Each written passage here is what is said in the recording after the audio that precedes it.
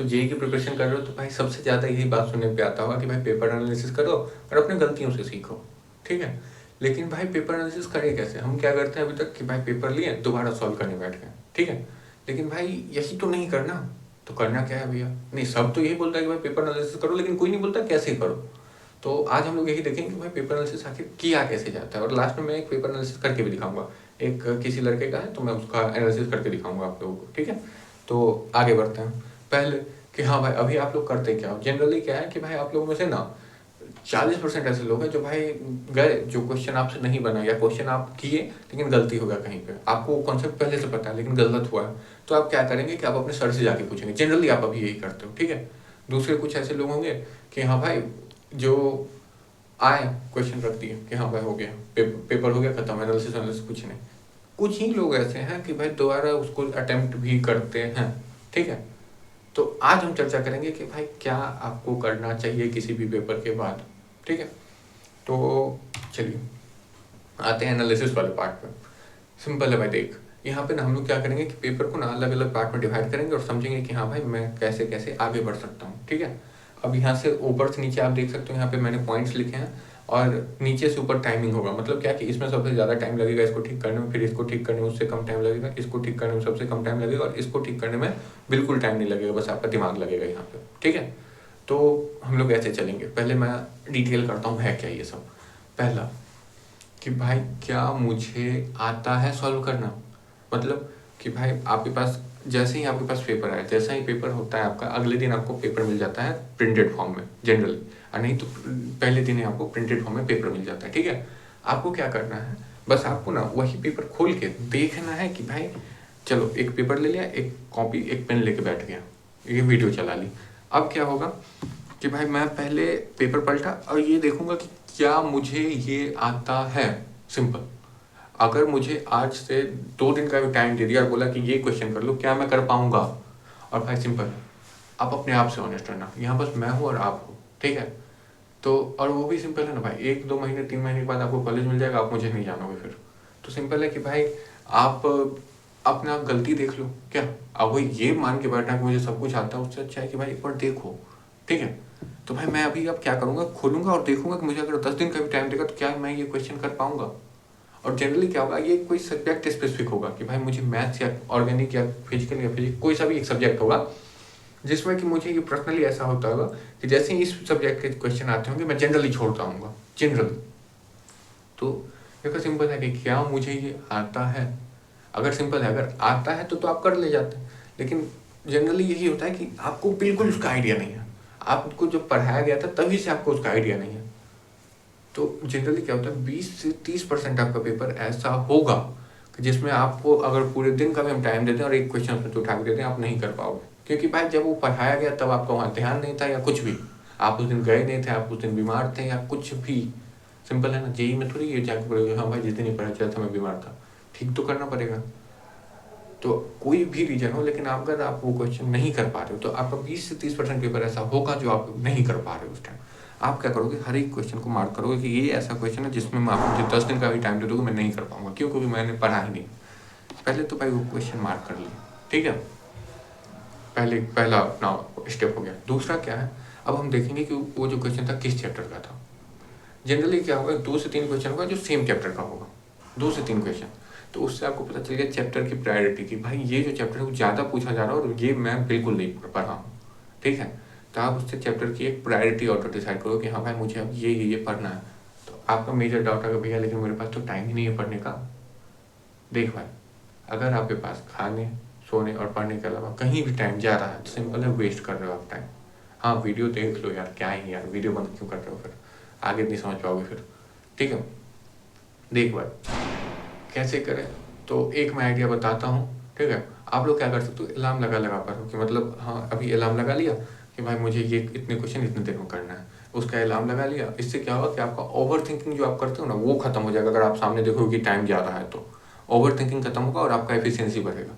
Same चीज़ आप study hike पे भी कर सकते हो, studyhike.in मेरा ही वेबसाइट है, मैंने ही बनाया, बताना कैसा है, ठीक है। और हाँ कोई ज़्यादा पैसा वैसा कुछ नहीं ले रहा हूँ, बस बता रहा हूँ क्या है वो, कि वहाँ पे ना आपको ना एक मिलेगा इंटरेक्टिव स्टडी टाइमर।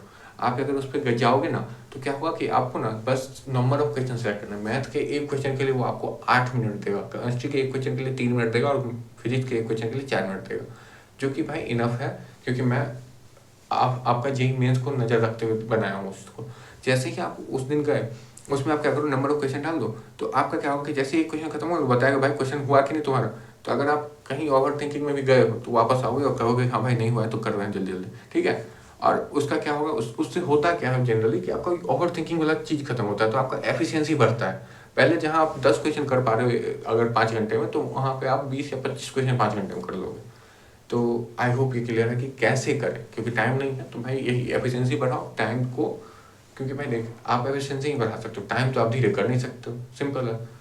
तो पहला आई होप ये क्लियर हो गया, आपका 20 से 30% ऐसा पेपर है जिसमें आपको आइडिया ही नहीं है क्या करना है। और ये जो है ना 20 से 30% भाई 60 से 90 नंबर है, तो सिंपल है भाई। आप आउट ऑफ 300 पेपर दे ही नहीं रहे हो, आप आउट ऑफ 210 या 240 पेपर दे रहे हो। तो सबसे पहले मैं ये ठीक करूँगा, और ये ठीक होने में टाइम लगेगा मैं मानता हूँ, लेकिन अगर ये एक बार ठीक हो गया भाई 60 से 90 नंबर है इसका, सिंपल। आई होप ये क्लियर। दूसरे पे आते हैं, नॉट कॉन्फिडेंट। कुछ ऐसे भी चैप्टर्स होंगे जिनमें आपको लगता है कि आपको आता है लेकिन आपको ये आता नहीं है, सिंपल। आप क्या किए, इसमें गए टाइम दिए, लगाते गए लगाते गए लगाते गए, लास्ट में जाके या तो आपका आंसर नहीं आया, या तो आपका गलत आंसर आया, या तो आप बहुत ज़्यादा टाइम वेस्ट करने के बाद वापस आ गए। ये जो चीज़ है ना भाई, ये बस क्या दिक्कत कर रहा है पता है आपको, ये आपको लगता है आपको आता है लेकिन एग्जैक्टली आपको वो आता नहीं है उस लेवल का। इसमें आप क्या कर सकते हो भाई, वापस से क्लास के पूरे नोट्स देखो। देख ये जो पहला जो आपका सेक्शन है 60 से 90 नंबर का, इसके आपके पास जनरली नोट्स भी नहीं होगा। आप इसका जब पढ़ाई चलाओगे ना क्लास में, तब आप इसका एक भी क्वेश्चन नहीं किए होगे, तो इसको तो आपको एकदम ग्राउंड लेवल से उठाना पड़ेगा। लेकिन ये जो नॉट कॉन्फिडेंट वाला है ना, इसके आपके पास हल्का हल्का नॉलेज है, जनरली आपका इसके पास नोट्स भी होगा। आप क्या करो, नोट्स के थ्रू जाओ और क्लास में जो भी सर क्वेश्चन करवाएं दोबारा कर लो, और जो भी आसान सा PYQ उठा लो, जेईई मेंस कहीं उठा लो और कर लो पूरा, बस उतने में ही आपका नॉट कॉन्फिडेंट वाला टॉपिक ठीक हो जाएगा। क्लियर। उसके बाद आता है हम लोग का वीक टॉपिक। ये वैसा टॉपिक है जो कि आपका रिवीजन मांगता है। मतलब मान लो अगर इनऑर्गेनिक एग्जाम्पल लेते हैं कि मान लो नंबर ऑफ लोन पेयर वो करना है, नंबर ऑफ लोन पेयर अपने को बताना है, आंसर है 15, आप लिख के आए 14। ये जो है ना बस और बस रिवीजन का कमी है, ठीक है। या ऐसा होगा क्या कि इलेक्ट्रोनेगेटिविटी का वो बताना ऑर्डर हल्का सा मिस करके क्लोरीन फ्लोरीन में, सिंपल है भाई। ये सब बस आपका रिवीजन का दिक्कत है। तो ये वीक टॉपिक जो है ये आपका रिवीजन का दिक्कत है, इसको ठीक करना है। तो मतलब हम लोग यहाँ अभी कर क्या रहे हैं समझ रहे हो ना, कि भाई अब पेपर लिए पहले तो ये मार्क किया कि कौन सा ऐसा क्वेश्चन है जो मुझसे नहीं होगा, आज से 10 दिन का भी टाइम दोगे तो। दूसरा हम ये मार्क किए कि भाई ये सब ऐसा क्वेश्चन है जिसमें मैंने बहुत ज़्यादा टाइम दिया लेकिन नहीं बना, क्यों, क्योंकि भाई इसमें मैं कॉन्फिडेंट नहीं था। तीसरा मैं मार्क करूँगा जिसमें मैं रिविजन नहीं करके गया था। क्लियर। चौथा है ब्लंडर्स। ये क्या होता है भाई, ये होता है एग्जामिनेशन प्रेशर के कारण, टाइम कंस्ट्रेंट के कारण। ये ऐसे क्वेश्चन है जो आपको पूरे अच्छे से आते हैं, आप आराम से कर ले जाओगे, ठीक है। लेकिन उस टाइम क्या हुआ कि पेपर चल रहा था, एग्जाम चल रहा था, आपको डर लग रहा था, उसके कारण गलत हुआ, ठीक है। इसको कैसे दूर करें, सेम टाइमर लगाओ। टाइमर से क्या होगा कि अगर आप रोज टाइमर पे ही पेपर दोगे ना, मतलब रोज टाइमर के साथ अगर क्वेश्चन सॉल्व करोगे तो फाइनल दिन टाइमर से डर नहीं लगेगा। तो आई होप ये ब्लंडर उसी से कम होगा। आई होप ये क्लियर हो गया। हम लोग 4 मेजर पार्ट में अपने पूरे पेपर को बांटे। पहला जो मुझे आता ही नहीं है, मुझे 10 दिन का भी टाइम दोगे नहीं कर पाऊंगा। दूसरा weak, not confident. Not confident मतलब कि भाई ये मुझे आता है, मुझे लगता है कि मुझे आता है लेकिन एग्जैक्टली मुझे नहीं आता। तो इसका तो मैं बस एक बार नोट्स देखूंगा, एक बार PYQ 1 2 10 20 PYQ करूंगा, मुझे पूरा आ जाएगा कि हाँ भाई अभी कैसे बनेगा। तीसरा था वीक, इसका तो मैं बस नोट्स ऐसे ऐसे पलटूंगा, बन गया मेरा, ऐसा है। चौथा था ब्लंडर्स, इसको भाई मुझे आता है, ये मुझे बस मैंने टाइम कंस्ट्रेंट के कारण ही गलत किया। आई होप क्लियर हो गया कैसे मैं एनालाइज करूंगा मेरे पूरे पेपर को। क्लियर। यही करना होता है, लेकिन अभी तक किसी ने आपको बताया नहीं, ठीक है। हाँ मतलब ज़्यादा वीडियो में खींचूंगा नहीं, बस एक बात बोलो, सब्सक्राइब कर लेना यार, क्योंकि आजकल व्यू आ रहे हैं, सब्सक्राइब भी कर नहीं रहा है, तो हल्का सा लगता है ना कि नहीं हो रहा है, ठीक है। आ जाओ हल्का आगे चलते हैं। हल्का और आपको टिप्स बताता हूँ। देख भाई अभी आपका क्या हो रहा है ये सिंपल समझो। एक हम लोग ले रहे हैं मिनिमम, एक मैक्सिमम, ठीक है। अभी आपका क्या हो रहा है, अगर मान लो आप अच्छा स्कोर कर पा रहे हो, फिर भी क्या हो रहा है, आप 20 से 30% ऐसा सिलेबस है जो आपको बिल्कुल नहीं आ रहा, ठीक है। 20 से 30% ऐसा सिलेबस है जो आपको मतलब 10 दिन का भी टाइम दे तो फिर भी नहीं बनाओगे, तो उसके कारण क्या होता है, जो 20% भी अगर लेके चले तो 60 नंबर वैसे जा रहा है, ठीक है। फिर 20 नंबर इसका कि भाई मान लो जो मेरा हमको लगता है आता है लेकिन आता नहीं है, कौन सा टॉपिक, तो नॉट कॉन्फिडेंट वाला, उसके कारण 20 नंबर गया। फिर 20 नंबर गया वीक टॉपिक पे, 20 नंबर गया ब्लंडर्स पे। मतलब आप आउट ऑफ 100 नहीं, 300 नहीं स्कोर कर पा रहे, आप आउट ऑफ 180 ही स्कोर कर रहे हो। कैसे ठीक करें बताता हूँ, कैसे ठीक करें ये भी बताता हूँ। आई होप ये क्लियर हो गया कि आप आउट ऑफ 180 या 120 ही आप स्कोर कर रहे हो, ठीक है। क्यों? क्योंकि भाई अगर आप इतना बड़ा पूरा एक फैक्टर है जिसको आप कंसीडर ही नहीं कर रहे हो, तो फिर आप उसको ठीक कैसे करोगे। तो आई होप आप क्लियर हो गया कि कैसे कैसे पॉइंट करेंगे क्वेश्चन और क्या क्या करेंगे और कैसे उसको आगे बढ़ाना है, ठीक है। अब इसके बाद ना मैं आपको ना एक पेपर एनालिसिस करके दिखाता हूँ कि भाई आखिर मैं पेपर एनालिसिस कैसे करूँगा। आई होप ये क्लियर। अब मैं एक पेपर एनालिसिस करने जा रहा हूँ यहाँ पे। तो इसमें भाई को आया 42 आउट ऑफ 300। अब भाई हाँ ऐसा ही मिला मुझे अकाउंट में, क्या ही कर लूँ, ठीक है। इसमें भाई को आया 42 आउट ऑफ 300। आते हैं हम लोग इसके एनालिसिस पे। पहला तो मेरे को आ चुका है 42 आउट ऑफ 300, ठीक है। चलिए आता हूँ मैं इसके एनालिसिस पे।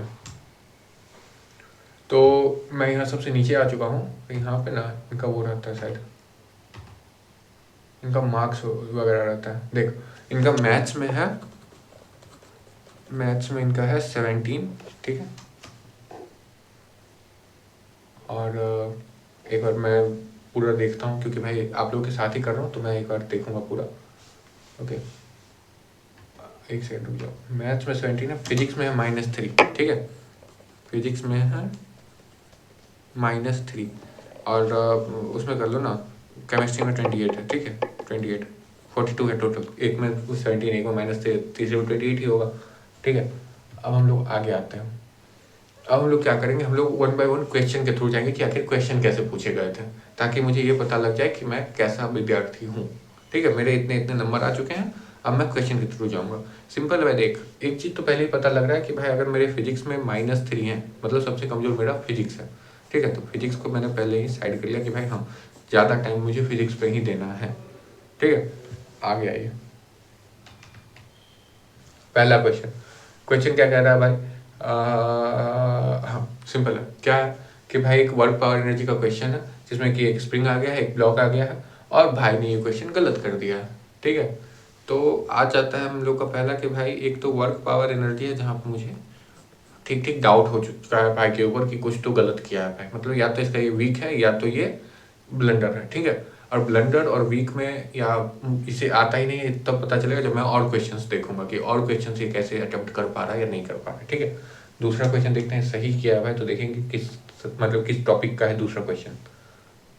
तो दूसरे क्वेश्चन तक जाने के लिए रुकना पड़ेगा भाई। देखिए मुझे मैक्सिमम जो अच्छा लगा मैंने उस हिसाब से आप लोगों के सामने लाया, ठीक है। अब इसमें टाइम लगेगा यार, क्या ही कर सकते हैं।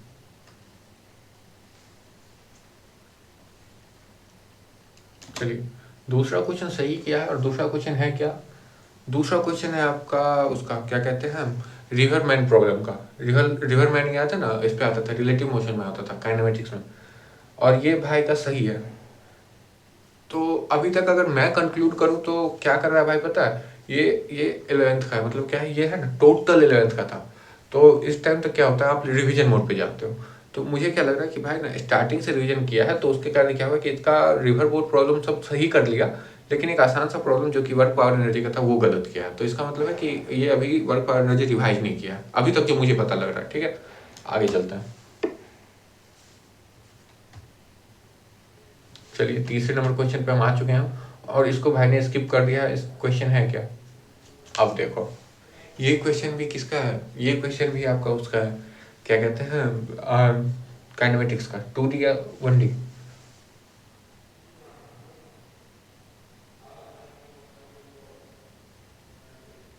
ये 2D का है, ठीक है। अब सिंपल है, अगर ये 2D का क्वेश्चन है और भाई इसको स्किप कर रहा है, लेकिन इससे पहले क्वेश्चन किया है, तो मुझे अब शक जा रहा है कि भाई मे बी उसने पिछली बार में तुक्का लगाया था, मे बी। क्योंकि भाई देख अगर आप रिवर बोट कर पा रहे हो और इतना आसान क्वेश्चन नहीं कर पा रहे हो, तो सिंपल है कि भाई आप रिवर बोट भी कहीं से जुगाड़ किए हो, क्योंकि रिवर बोट रिलेटिवली भारी होगा इससे, ठीक है। अब हम आगे चलेंगे, और आगे हम लोग आ चुके हैं वर्क पावर एनर्जी, और भाई ने किया है इसको फिर से स्किप।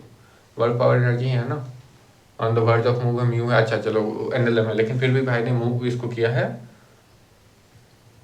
इसके फिर आता है, फिर ये देख लो, ये उसका आता है सेंटर ऑफ मास का पार्टिकल ए भी थी, अच्छा चलो तीनों को प्रोजेक्ट कर दिया है, प्रोजेक्टाइल कहीं हो, काइनेमेटिक्स 1D 2D का है, एक 2D है 2D, सिंपल है भाई, 2D ही है, एक 1D है 2D है। अब सिंपल है भाई, देख अगर यहाँ पे अगर वो नहीं कर पा रहा तो इसका मतलब क्या है कि रिवर बोट वो भाई कहीं से, या तो कहीं से समझ रहे हो जुगाड़ किया या तुक्का मार के आया, क्योंकि भाई को नहीं आता ये, क्योंकि स्किप किया हुआ ये प्रॉब्लम।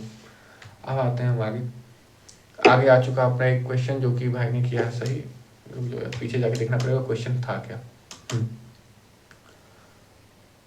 ओके, ये है अपना सर्कुलर मोशन का क्वेश्चन और भाई ने इसे किया है सही। अभी तक जितना इसका मैं देख पा रहा हूँ कि भाई का एनएलएम वीक है, एनएलएम वीक है, ठीक है, भाई का काइनेमेटिक्स वीक है, सिंपल है, 12th-11th का रिवीजन स्टार्ट नहीं किया मेरे हिसाब से, ठीक है, काइनेमेटिक्स वीक है, एनएलएम वीक है, वर्क पावर एनर्जी वीक है, लेकिन भाई ने किया है क्वेश्चन किसका, सीधा सर्कुलर का, तो आई गेस सर्कुलर सही हो भाई का, क्योंकि अभी एक ही क्वेश्चन मिला है सर्कुलर का और वो उसका सही है, ठीक है। आगे चलते हैं, अरे यार एक साथ इतना आगे नहीं चलना चाहिए, चलिए चलिए एक और रिवर बोट का क्वेश्चन है जो कि भाई सही किया। इससे अगर मैं और फाइन ट्यून करूं तो काइनेमेटिक्स में ना भाई का रिलेटिव वाला पार्ट सही है, इसका मतलब समझ लो ये क्या किया होगा, ये कोई सा तो एक लेक्चर देख लिया होगा, इसको लगता होगा मेरा बस रिलेटिव वीक है, इसके लिए कोई सा है कि लेक्चर के थ्रू चला गया होगा तो इसका रिलेटिव सही हो गया, बाद बाकी वीक रह गया। आई होप ये क्लियर है, क्योंकि रिलेटिव का क्वेश्चन ही कर दे रहा है, एक बार और किया है, एक बार अभी भी किया, तो इसका रिलेटिव सही है काइनेमेटिक्स में, लेकिन नॉर्मल क्वेश्चन जो 2D 1D का होता है वो गलत करके आ रहा है, पता नहीं क्यों। अभी तक का भाई हम लोग को ये पता चल चुका है, ठीक है, आगे बढ़ाते हैं। चलिए आगे हमारे पास एक क्वेश्चन आ चुका है, a particle is projected as shown in the figure range. अब बताओ यार, इसका भाई इनकरेक्ट कर दिया है, क्या है भाई 2D का आसान सा क्वेश्चन है कि भाई ये ऐसा किया, आगे वहाँ पे दीवार लगा होता है, इसका रेंज बताना है, सिंपल सा क्वेश्चन है, दीवार पे हाइट अपने पास होगी, अपने को इसका बस रेंज बताना था। अब भाई देख ये सिंपल 2D का क्वेश्चन था, लेकिन भाई गलत किया है, इससे भी हम लोग को ये पता चला कि इसका रिलेटिव ठीक है, क्योंकि रिलेटिव का ये कोई सा तो लेक्चर देख के आया था, तो इसका रिलेटिव ठीक है, या रिलेटिव का ही रिवीजन मारा होगा, क्योंकि इसको लगता होगा कि बस मेरा रिलेटिव गलत है और सब तो आता ही है, लेकिन इसको और कुछ भी नहीं आता है, ठीक है। एसएचएम का क्वेश्चन स्किप कर चुका है भाई, एनएलएम का क्वेश्चन स्किप, आ गया अब अपना केमिस्ट्री। तो अभी तक अगर मैं इसमें देखूं कि हुआ क्या है यहाँ पे, ठीक है, तो मैंने बताया था कि सबसे पहले हम लोग इस कैटेगरी को लेंगे कि अगर मुझे दिन भर का भी टाइम दिया जाए तो मैं ये कर पाऊंगा कि नहीं, वो कैटेगरी, ठीक है। तो अगर मैं जनरली बोलूँ ना तो भाई का कुछ चैप्टर तो ऐसा है, क्योंकि भाई देख ये जो भी था टेस्ट जो भी था ये बस मैकेनिक्स का था, इसमें अभी थर्मो वाला पार्ट नहीं आया, फ्लूइड मैकेनिक्स वाला फ्लूइड का पार्ट नहीं आया, समझ रहे हो, थर्मो का पार्ट नहीं आया, फ्लूइड का पार्ट नहीं आया, हीट ट्रांसफर वाला पार्ट नहीं आया, रोटेशन नहीं आया, तो बस ये मैकेनिक्स था, वो भी up to centre of mass, लेकिन उसमें भी भाई का अच्छा खासा दिक्कत है। सिंपल, भाई ने अभी तक फिजिक्स का 11th का रिवीजन ही नहीं स्टार्ट किया है, फिजिक्स 11th रिवीजन स्टार्ट नहीं किया है, सिंपल एज दैट। ये जो भी इसका 2-4 नंबर देख रहे हो ये तुक्का था मेरे हिसाब से, क्योंकि भाई अगर आप एक जगह रिवर बोट कर पा रहे हो तो उसके बाद इतना आसान सा 1D 2D कैसे नहीं कर पा रहे हो। तो आई होप इतना तक क्लियर है, इसी के लिए भाई का फिजिक्स में -3 था। फिजिक्स का पूरा एनालिसिस हो गया, फिजिक्स में क्या करना है आपको, पूरा 11th रिवाइज करना है, समझ गए फिजिक्स आप, फिजिक्स का आपका यही क्लियर। आते हैं आप केमिस्ट्री में, केमिस्ट्री पहला सही, ठीक है, क्या निकालना था, इंपेरिकल फार्मूला निकालना है फिजिक्स में, ठीक है, तो पहला क्वेश्चन सही, ठीक है। उसके बाद आते हैं हम लोग दूसरे क्वेश्चन पे जो कि है वाई मोल्स, देख लो आप, ये फिर से उसी का है, क्या कहते हैं मूल कॉन्सेप्ट का ही है, पहला भी मूल कॉन्सेप्ट का था, दूसरा भी मूल कॉन्सेप्ट का, लेकिन ये भाई का गलत है, ठीक है, क्लियर, ये गलत है, लेकिन एक क्वेश्चन आसान है तो मे बी ये ब्लंडर हो सकता है, मे बी। थर्ड आते हैं, थर्ड क्या है अपना, find the enthalpy of neutralisation, okay, ये भाई का सही है, एंथैल्पी ऑफ न्यूट्रलाइजेशन, ठीक है। उसके बाद आते हैं 34th, स्किप किया नहीं, 35th करेक्ट है, ये भी मोल कॉन्सेप्ट सिंपल है भाई का। मोल कॉन्सेप्ट तो सही है, मोल कॉन्सेप्ट सही है, बस यही है कि मोल कॉन्सेप्ट अच्छा है भाई का, बस दिक्कत यही है कि एक इसमें ब्लंडर किया है भाई, ठीक है, अभी तक जो पता लग रहा है मुझे। फिर हम आज तो क्या है किस पे देख रहे हो, मोल कॉन्सेप्ट का क्वेश्चन भाई एकदम लगातार सही करते जा रहा है। एक मोल कॉन्सेप्ट का ही क्वेश्चन है छोड़ चुका है।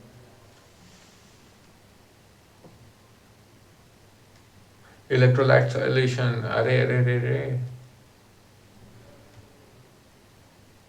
वेपर प्रेशर, अच्छा जी, ये उसका है लिक्विड सॉल्यूशन का, मोल कॉन्सेप्ट नहीं है, लिक्विड सॉल्यूशन है, लिक्विड सॉल्यूशन है, ठीक है। सॉलिड स्टेट लिक्विड स्टेट होता है ना, या तो लिक्विड सॉल्यूशन या लिक्विड स्टेट आता है इसका नाम, ठीक है।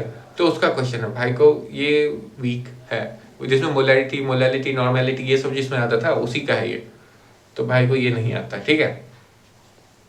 आई होप ये क्लियर हो गया। वेपर प्रेशर वाला आईसीआरटी होता था ना, अब कुछ तो होता था, लिटरली भाई 2 साल हो चुके हैं मेरे, ठीक है।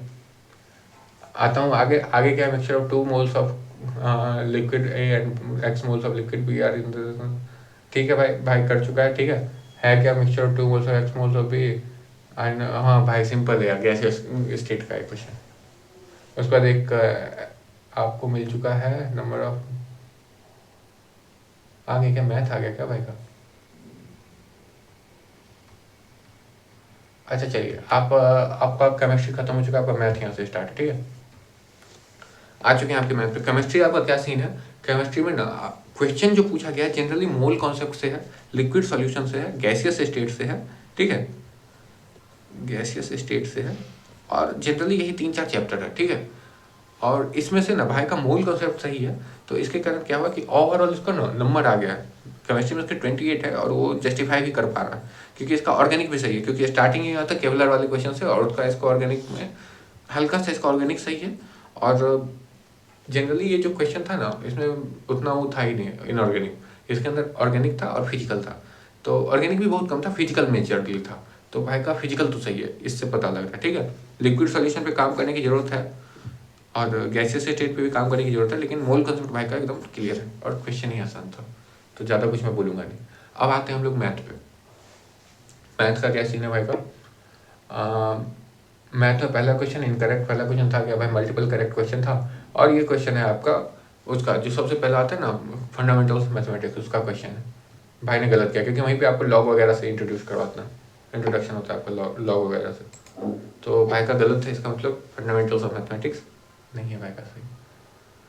और उसके बाद एक क्वेश्चन भाई का सही है जिसमें लॉग का ही है, तो अब देख लो पहला क्या था जिसके अंदर लॉग ही था, अब वो ये भी हो सकता है कि भाई को उसमें क्या था कि मैच द फॉलोइंग था, तो ज़्यादा टाइम लग रहा होगा, उसके कारण गलत हो गया, ठीक है। तो लॉगरिथम वाला टॉपिक मैं मान के चल रहा हूँ कि भाई का सही है, क्योंकि ये क्वेश्चन भाई ने सही करा है उसका। आगे देखते हैं। और उसके बाद ये क्वेश्चन जो स्किप करा गया है, स्किप करा गया है, क्वाड्रेटिक इक्वेशन क्वेश्चन है जो कि स्किप करा गया है, तो भाई का क्वाड्रेटिक रखते हैं हम लोग उस पर होल्ड पे। अब जल्दी जल्दी ख़त्म करता हूँ पहले मैं, ठीक है। स्किप किया गया है, ठीक है, चलो आते हैं हम लोग बस कंक्लूजन पे, ठीक है। ये जो भी पेपर था ये 11th के बेसिस पे था, 11th के लेवल का पेपर था, मतलब कि 11th का भी स्टार्टिंग का टॉपिक, ठीक है। AITS का पेपर है, लेकिन ये 11th के स्टार्टिंग के बेस ऊपर था पूरा पेपर, ठीक है। जिसमें हुआ है क्या कि भाई का जो भी फिजिक्स का रिवीजन था बहुत ख़राब है, फिजिक्स के रिवीजन पे काम करना है भाई को, ठीक है। केमिस्ट्री ओवरऑल बोलूँ तो फिजिकल इसका सही है, थोड़ा मेहनत और ज़रूरी है वहाँ पे, फिजिकल इसका सही है। और मैथ्स की बोलूँ तो भाई मैथ्स भी खराब है, आप तुक्का मारे मैथ्स में दिखता है वो चीज़। लेकिन ओवरऑल अगर मैं बोलूँ किस किस चैप्टर पे ज़्यादा काम करना है, ठीक है, तो काइनेमेटिक्स में नॉर्मल बेसिक पे ज़्यादा काम करना है, एनएलएम पूरे पे काम करना है, वर्क पावर एनर्जी पूरे पे काम करना है, और सर्कुलर आपको कुछ कुछ आता है, अगर नोट्स पढ़ के जाओ काम चल जाएगा। सेंटर ऑफ मास आप हल्का ज़्यादा ध्यान से काम करो, ठीक है। फिर आता है अगर मोल कॉन्सेप्ट की बात करें तो वो आपको बहुत अच्छे से आता है, ठीक है, हल्का रिवीजन कर सकते हो, लिक्विड सॉल्यूशन रिवीजन कर सकते हो, गैसेस स्टेट रिवीजन कर सकते हो, ठीक है ये आपका, ठीक है। अगर मैथ्स की बात करें तो लॉगरिथम ठीक है आपका, ठीक है, क्योंकि आप एक क्वेश्चन 2 क्वेश्चन सही भी कर चुके हो लॉगरिथम का, लोगारिथम सही है आपका, बस एक क्वाड्रेटिक सही करो, ठीक है। और आपका जो ये क्या कहते हैं ट्रिग्नो वाला पार्ट है, उसको आप फॉर्मूला याद करो, क्योंकि आप कहीं बना ले रहे हो, कहीं पे नहीं बना रहे हो, तो उसका आपको फॉर्मूला नहीं आता जनरली, ठीक है। तो यही था आपका पूरा एनालिसिस। आई होप ये क्लियर है कैसे करते हैं, क्या होता है। अगर यहाँ तक अगर आप देखे हो, पता नहीं क्योंकि जनरली नहीं देखते हैं लोग, ठीक है। अगर यहाँ तक आप देखे हो तो भाई कुछ तो करके जाओ, लाइक सब्सक्राइब से।